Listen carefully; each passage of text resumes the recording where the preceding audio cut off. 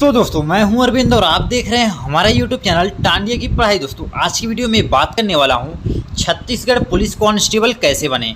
इसमें आपकी age limit क्या लगती है, सैलरी कितनी मिलती है, क्वालिफिकेशन कितना होना चाहिए, चेस्ट कितना होना चाहिए, हाइट कितनी होनी चाहिए, इसमें दौड़ना कितना पड़ेगा, पुलिस में आपको प्रमोशन कैसे मिलेगा, सैलरी कितनी मिलेगी, यानी ए टू जेड। जैसे एज लिमिट एसटी का क्या होगा, ओबीसी का क्या होगा, सैलरी कितनी मिलेगी, अलग अलग पद के लिए अलग अलग क्वालिफिकेशन क्या लगेगा, मतलब हर वो पॉइंट बताने वाला हूँ जो कि आप जानना चाहते हैं।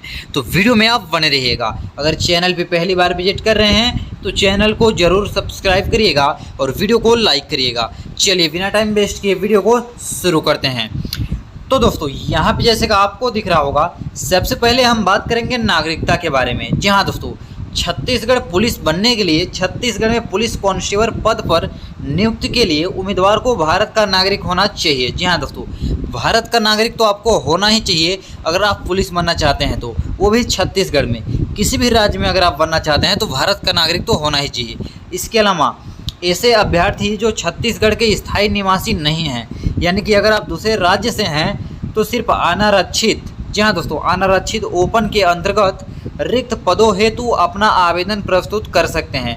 ऐसे आवेदकों को आरक्षण अथवा आयु सीमा में छूट कोई भी लाभ नहीं दिया जाता है।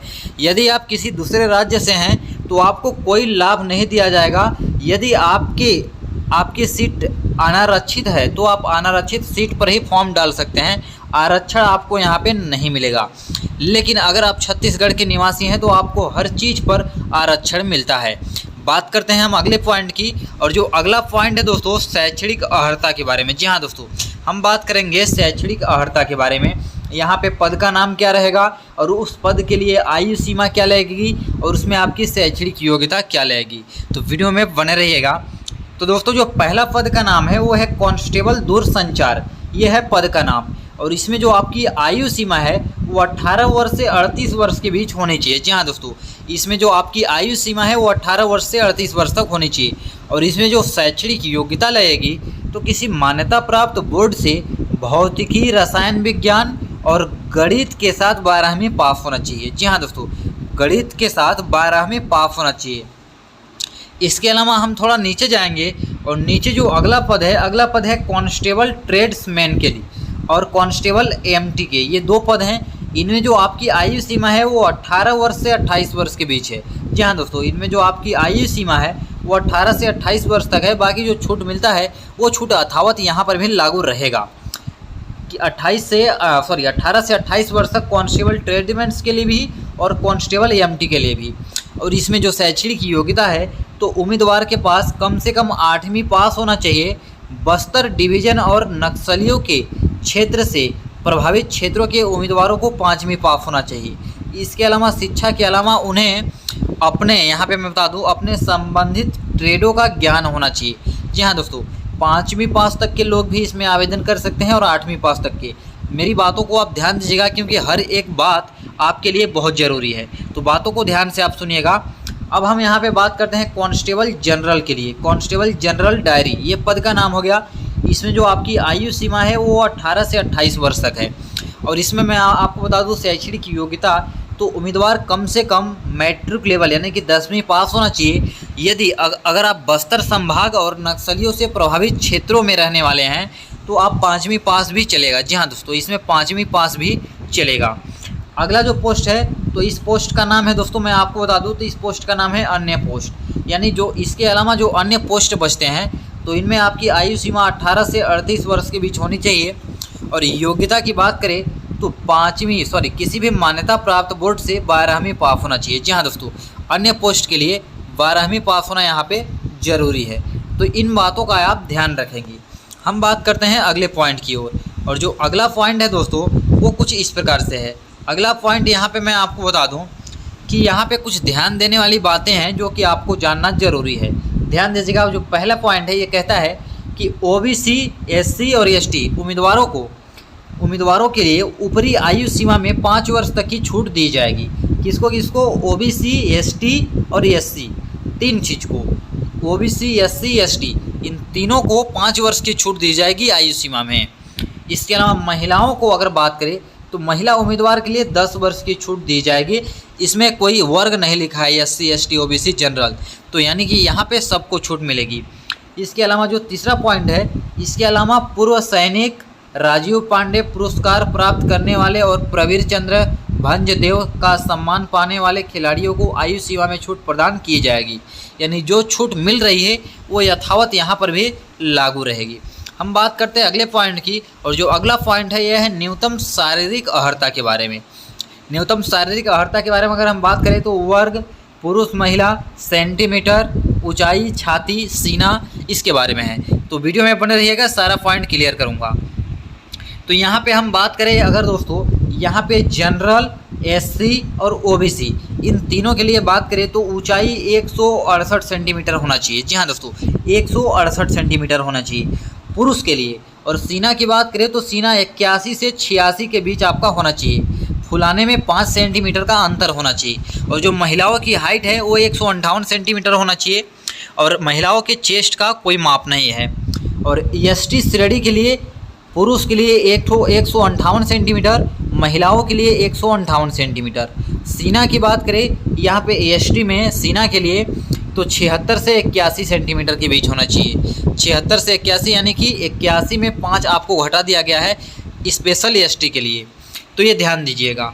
अगला जो यहाँ पे पॉइंट है, तो यहाँ पे सरगुजा संभल से संबंधित ST उम्मीदवार कांस्टेबल GD के लिए यहाँ पे 153 सेंटीमीटर हाइट चलेगा। जहाँ दोस्तों 153 रहेगा, अगर आप सरगुजा संभल से विशेष से हैं तो 153 सेंटीमीटर में भी आपका चलेगा। और जो सीना है वो 76 से 81 के बीच होना चाहिए। और महिलाओं के लिए 153 सेंटीमीटर अगर आप सरगुजा से हैं और ST से हैं, तो इस बातों को आप ध्यान दीजिएगा। अगला जो पॉइंट है दोस्तों यहाँ पे, तो बस्तर संभाग से संबंधित सामान्य, SC और अन्य पिछड़ी जाति के उम्मीदवार कांस्टेबल GD के लिए यहाँ पे 163 सेंटीमीटर हाइट चलेगा। यानी यहाँ पे किसी भी वर्ग के लिए 163 सेंटीमीटर होना चाहिए। तो इस बातों का आप ध्यान रखिएगा। इसके अलावा जो सीना है दोस्तों, तो यहाँ पे 79 से 84 के बीच होना चाहिए बस्तर संभाग के स्पेशल के लिए। यानी कि बस्तर संभाग से हर वर्ग के लोगों के लिए यहाँ पे 79 से 84 सेंटीमीटर लगेगा। और जो महिलाओं के लिए है तो महिलाओं के लिए 153 सेंटीमीटर। तो इन बातों का आप ध्यान रखिएगा। अब हम बात करते हैं यहाँ पे कुछ और पॉइंट है, जैसे पिछड़ी जनजाति हो गया था। कांस्टेबल GD के लिए बस्तर संभाग से संबंधित अनुसूचित जाति और जनजाति के उम्मीदवारों के लिए अनुसूचित जनजाति, ध्यान दीजिएगा, सिर्फ अनुसूचित जनजाति के लिए बस्तर संभाग में हाइट अगर 150 है तो भी चलेगा, सिर्फ अनुसूचित जनजाति के लिए। और जो सीना है वो 74 से 79 के बीच होना चाहिए। और महिलाओं की हाइट 148 सेंटीमीटर भी चल जाएगी। इसके अलावा ये पॉइंट मैं आपको बता दिया। अब हम बात करते हैं कुछ अगले पॉइंट की। और जो अगला पॉइंट है वो कहता है, कुछ ध्यान देने वाली पॉइंट है कि उम्मीदवार का सीना फुलाने एवं बिना फुलाने में कम से कम 5 सेंटीमीटर का अंतर होना चाहिए, चाहे वो किसी भी स्ट्रीम से हो या किसी जॉब के लिए, मतलब कहे तो चाहे GD के लिए है, मतलब कोई भी पद हो उसमें 5 सेंटीमीटर का होना चाहिए। चाहे आपको छूट मिला है या नहीं मिला है, 5 सेंटीमीटर का अंतर होना चाहिए, आवश्यक है। इस विषय पर किसी प्रकार की छूट नहीं दी जाएगी। 5 सेंटीमीटर का अंतर आपके पास होना ही चाहिए। तो इस बात का आप ध्यान रखेंगे। इसके अलावा यहाँ पे हम बात करें तो महिला उम्मीदवार के लिए सीने की कोई माप का प्रावधान नहीं है। जी हाँ दोस्तों, महिला उम्मीदवार के लिए सीने का कोई भी माप का प्रावधान नहीं रखा गया है। जो अगला पॉइंट है दोस्तों, तो अगला पॉइंट है चिकित्सा मानक के लिए, जैसे कि आवेदक की चश्मा के बिना, जी हाँ दोस्तों, चश्मा के बिना 6/6 की दृष्टि होनी चाहिए। यानी आँखों की बात करें तो 6/6 होना चाहिए बिना चश्मा का। और अगला जो है आवेदक की मानसिक फिटनेस एक महत्वपूर्ण मानदंड है। जी हाँ दोस्तों, तो इस पे आपको विशेष ध्यान देना होगा। इसके अलावा जो तीसरा पॉइंट कहता है, तो उम्मीदवार को रतौंधी, हर्निया, खटखटाना, वेरिकांज, नसों, प्लेट, पैर रंग, अंधापन, हलकाना, व्यंग या किसी अन्य दृष्टि या सर्जरी से संबंधित विकृति से पीड़ित नहीं होना चाहिए। तो इन बातों का ध्यान रखना होगा आपको। इसके अलावा हम बात करें अगले पॉइंट की दोस्तों, तो जो अगला पॉइंट है दोस्तों कुछ इस प्रकार से है। तो अगला पॉइंट है शारीरिक दक्षता परीक्षा, यानी कि रेस के बारे में है। शारीरिक दक्षता परीक्षा नाप जोख में सफल पाए गए अभ्यर्थियों के लिए अनिवार्य है। यानी आप पूरा परीक्षा पास के लिए हैं, उधर हाइट और सीना ये सब अगर आप पास कर लिए हैं तो आपको फाइनली दौड़ में भेजा जाएगा। और जो दौड़ का परीक्षा है वो कुछ इस प्रकार से है। अभ्यर्थी के लिए अनिवार्य है, जिसके अंतर्गत पुरुष उम्मीदवारों के लिए 1500 मीटर की दौड़ होगी और यह 5 मिनट 40 सेकंड का टाइम दिया जाएगा। पुरुष के लिए 1500 मीटर और महिलाओं के लिए 800 मीटर की दौड़ होगी, जिसमें 3 मिनट 20 सेकंड का टाइम दिया जाएगा। इसमें पूर्ण करना होगा। और इसमें एक मेन पॉइंट आप सबके लिए है, इसके लिए कोई भी अंक निर्धारित नहीं है। यह क्वालिफाइंग प्रकृति का है। शारीरिक दक्षता परीक्षा में असफल अभ्यर्थी को इसी स्तर पर अनुउत्तीर्ण कर दिया जाएगा। यानी कि ये आपको अपने टाइम पे पास करना है, इसमें आपको कोई अंक नहीं दिया जाएगा, लेकिन पास करना जरूरी है।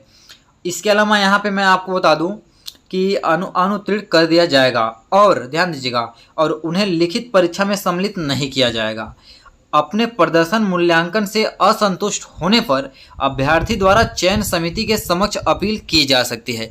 यदि आपको कोई दिक्कत लग रहा है कि आपके साथ यहाँ पे गलत हुआ है, तो आप वहीं पे अधिकारी को तुरंत कर सकते हैं सूचित, और वो उसकी तुरंत जांच होगी, जिसका तत्काल निराकरण किया जाएगा।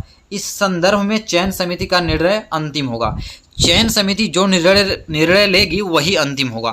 तो ये दोस्तों, ये सारा पॉइंट आपको बता चुका हूँ। इसके बाद भी अगर कोई डाउट होगा तो आप कमेंट कर सकते हैं। तो उम्मीद करूँगा वीडियो आज की आपको पसंद आई होगी। पसंद आई है तो चैनल को जरूर सब्सक्राइब करिएगा और वीडियो को लाइक जरूर करिएगा। वीडियो को दोस्तों के साथ शेयर करिएगा। जय हिंद, वंदे मातरम।